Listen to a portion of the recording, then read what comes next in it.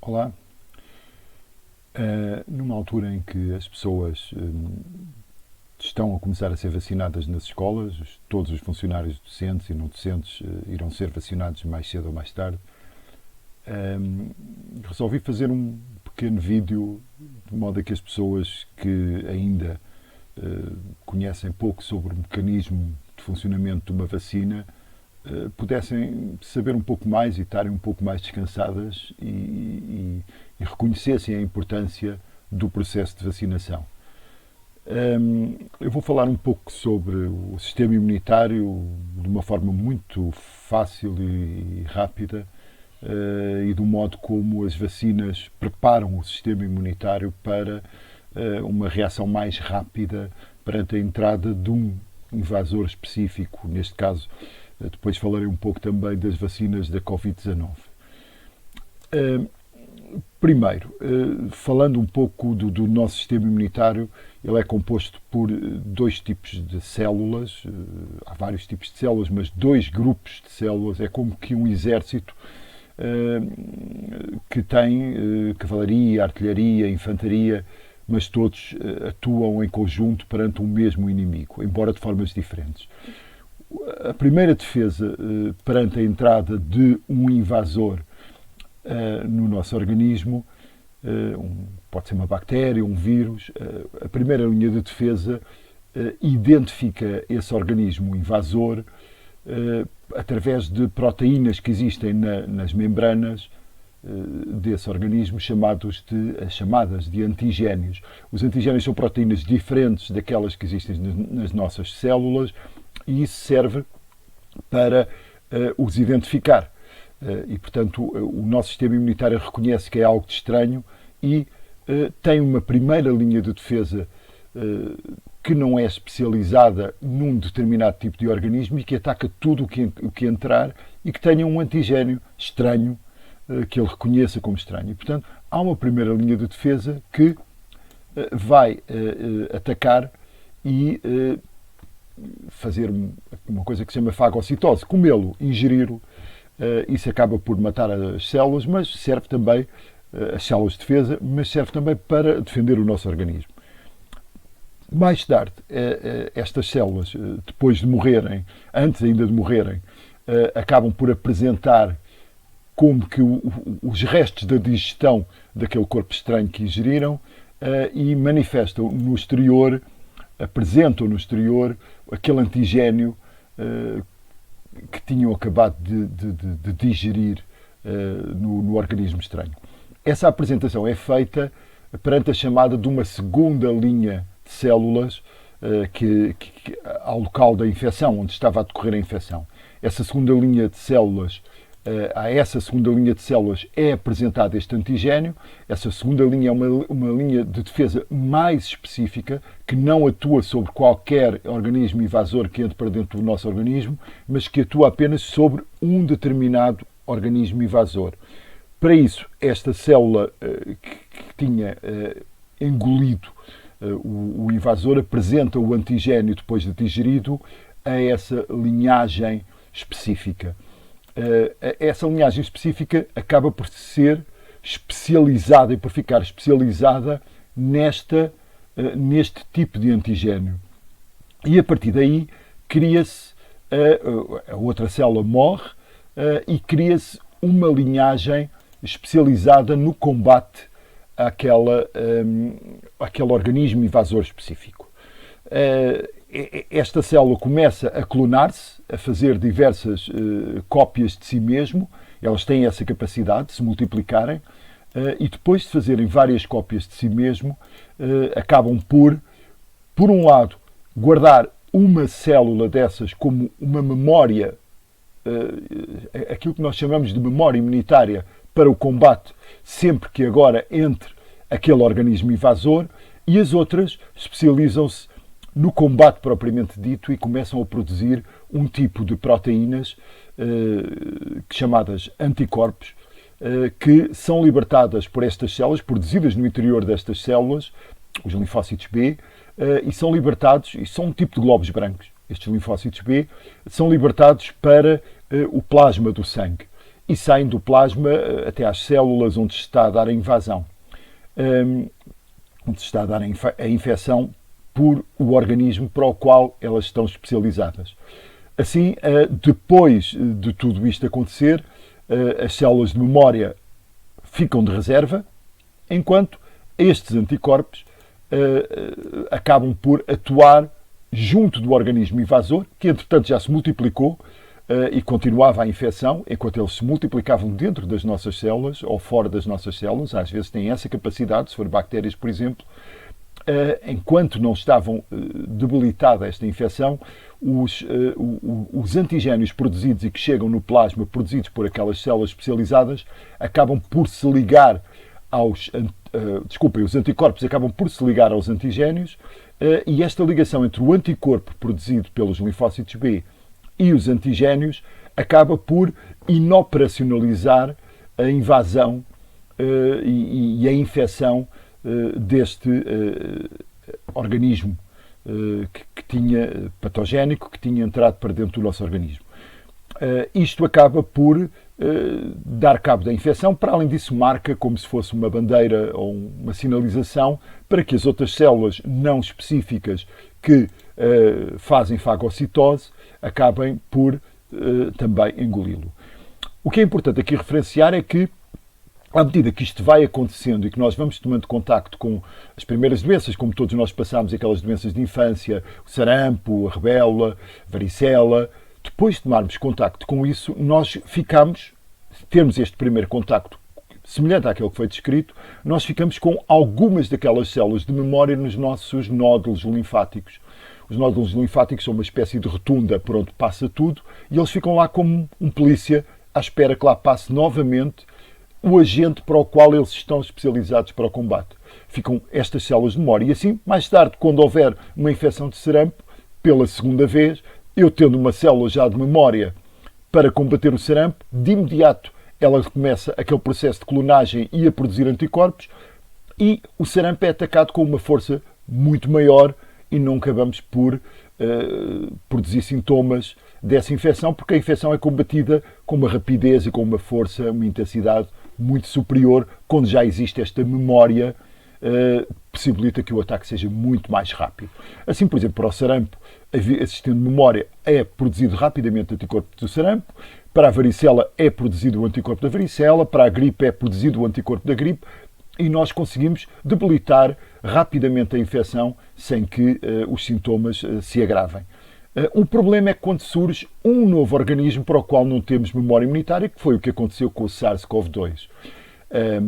Quando surge um novo organismo para o qual não há memória imunitária, o processo tem que ser feito desde o início, começando pelas células não específicas, começando pela apresentação do antigénio e pela criação dos primeiros linfócitos B e da primeira memória imunitária.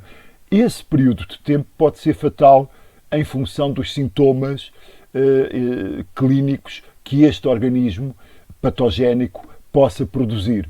E é aí que está o problema.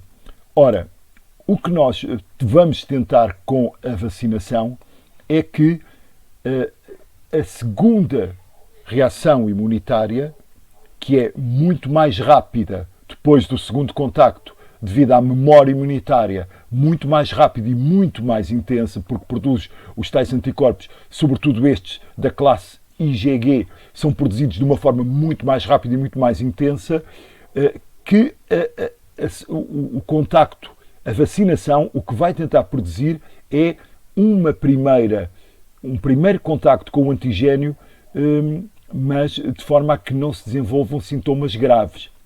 Ou seja, é dado uma primeira infecção artificializada pela vacina, a vacina artificializa esse primeiro contacto, é dado um primeiro contacto de modo a que depois se produza uma memória e quando nós tivermos um contacto direto com o organismo invasor, naturalmente, uma infecção natural, nós possamos ter não um primeiro contacto, mas já o segundo e a resposta seja rápida e o combate seja imediato e não desenvolvamos sintomas graves. Vamos falando a pouco de vacinas. O que as vacinas, portanto, pretendem fazer é dar-nos um primeiro contacto com com um organismo estranho. Esse primeiro contacto fará a apresentação desses antigénios ao nosso sistema imunitário, e há dois tipos de apresentar os antigénios. Ou vai só o antigénio, ou vai o organismo invasor debilitado que leva consigo o antigénio. Assim, temos vários tipos de vacinas que foram desenvolvidos ao longo da história. Há 3 abordagens diferentes para fazer uma vacina. A primeira é usar o vírus ou a bactéria na íntegra. Mandarmos lá para dentro uma infecção com o vírus ou a bactéria na seringa. A segunda é simplesmente usar uma parte desse vírus ou dessa bactéria, por exemplo, o invólucro do vírus, onde estão os tais antigénios, que são o que é suficiente para que o nosso sistema imunitário reconheça e guarde a memória imunitária. É como o bilhete de identidade deste organismo invasor que o vai identificar, uma espécie de matrícula. Uma terceira abordagem às vacinas é não enviar nem o organismo na íntegra, nem partes desse organismo, mas apenas uma parte específica, que é o DNA ou o RNA, ou seja, o ácido nucleico, o material genético do organismo, que tem a informação para fazer estas proteínas. Ou seja, não mandamos a casa, não mandamos sequer a janela da casa, mas mandamos o projeto para a janela da casa. O projeto onde se fala como é que é feita a janela daquela casa. E essa é um terceiro tipo de vacinas, mais modernas, aquela vacina que nós agora ouvimos falar de RNA para o SARS-CoV-2. Falando sobre estes tipos de vacinas, aquelas que usam o vírus ou a bactéria na íntegra usam normalmente essa bactéria inativada, portanto morta, dão as bactérias ou os vírus já inativados, incapazes de se reproduzir no nosso organismo, senão estavam a infectar-nos e a causar uma infecção grave, porque era a primeira, mas dão-nos o vírus já morto, lá para dentro, ou a bactéria já morta, inativada, incapaz de se multiplicar, mas que possibilita um primeiro contacto com esse vírus. Esse vírus inativado, essa bactéria inativada, foi a primeira forma de vacinação que aconteceu. Depois, a partir daí, há outras hipóteses. Em vez de inativado, pode estar só atenuado, e nesse caso o que vai acontecer é que a versão está enfraquecida. É um organismo vivo, mas está enfraquecido. É o caso da vacina, por exemplo, para o sarampo ou para a varicela. O caso dos inativados está aqui um exemplo da vacina da gripe ou da poliomielite. Há ainda um terceiro tipo, que é utilizar um vetor viral. O que é um vetor viral? Um vetor viral é um outro tipo de vírus, usa um vírus normalmente até manipulado em laboratório e, portanto, é um vírus seguro porque ele é incapaz de se multiplicar dentro do nosso organismo, mas serve apenas de transporte das proteínas específicas, dos antigénios do outro, e leva-o lá para dentro. É um outro vírus que leva a identificação do organismo que nós queremos, ou para o qual nos queremos vacinar.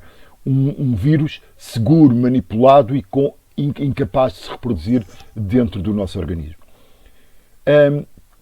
Há o tipo de vacinas, ainda que eu já falei, que desencadeiam uma reação do nosso sistema imunitário, levando apenas partes do organismo invasor, os antigénios. Nesse caso, são enviadas as subunidades, que são as proteínas da membrana do vírus ou da bactéria. Essas proteínas são os antigénios, que é o suficiente para ativar aquela memória imunitária, aqueles linfócitos B de memória, para que da próxima vez o nosso organismo tenha já uma segunda reação e não uma primeira. Portanto, a segunda reação é sempre mais rápida, porque havendo a memória imunitária, e já há memória imunitária porque já houve este contacto com estes antigénios, havendo essa segunda reação é rápida e, portanto, não se desenvolve sintomas. Depois, há essas vacinas que usam o material genético. O material genético é como que o projeto da célula e do funcionamento da célula, tem todas as ordens, e neste caso o que é fornecido na vacina é apenas a parte do material genético que produz os antigénios, as proteínas identificadoras. Ou seja, eu aqui dou o tal projeto da janela, ou se quiserem, o ficheiro que contém a informação para a impressão do bilhete de identidade e não o próprio bilhete de identidade. Não é o indivíduo, não é o bilhete de identidade do indivíduo, é o ficheiro que tem a informação para o qual é feita a impressão do bilhete de identidade. E, portanto, nós ao darmos este material genético, que ainda por cima muitas vezes é manipulado e, portanto, não vai conseguir ligar-se no nosso material genético, ele vai sintetizar a proteína dentro das nossas células, e ao sintetizar essa proteína nas nossas células, entra o antigénio, e há um primeiro contacto com o antigénio. Ele não, mesmo que ele continuasse a sintetizar a proteína, ele não consegue continuar porque as células ao fim de algum tempo morrem e este material genético não vai se incorporar no nosso material genético, está manipulado para isso, mas mesmo que ele continuava a fazer apenas os antigénios e nunca o vírus completo, porque não vai o material genético integral do vírus, vai apenas a subunidade de material genético que contém a informação de uma proteína de membrana que identifica o vírus, o antigénio. E pronto, passando às vacinas especificamente para a Covid-19 que estão neste momento a chegar a Portugal e que estão a ser dadas às pessoas e que vão ser dadas nomeadamente aos funcionários das escolas. A primeira dose que ouvimos falar, as primeiras doses que ouvimos falar para os mais idosos eram as vacinas com ácidos nucleicos, neste caso o SARS-CoV-2 tem RNA como ácido nucleico e, portanto, era uma vacina de mRNA, RNA mensageiro.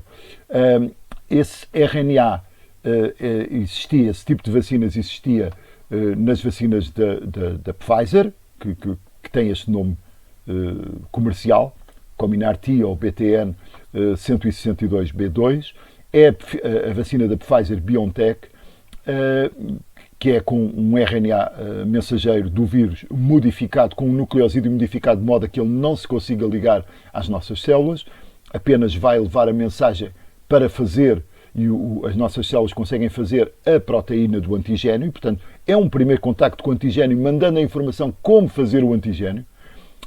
A vacina da Moderna funciona do mesmo modo, com RNA mensageiro, embora este RNA mensageiro, porque é muito instável e daí a vacina da Pfizer tenha que ser armazenada em temperaturas muito baixas, o que dificulta muito a logística desta vacina. A da Moderna está encapsulada em nanopartículas, partículas muito pequenas de lípidos, que conseguem embrulhar o mRNA de modo a que ele fique mais estável e não se fragmente. O RNA mensageiro, o mRNA, é muito instável e, passado algum tempo dentro das nossas células, irá degradar-se.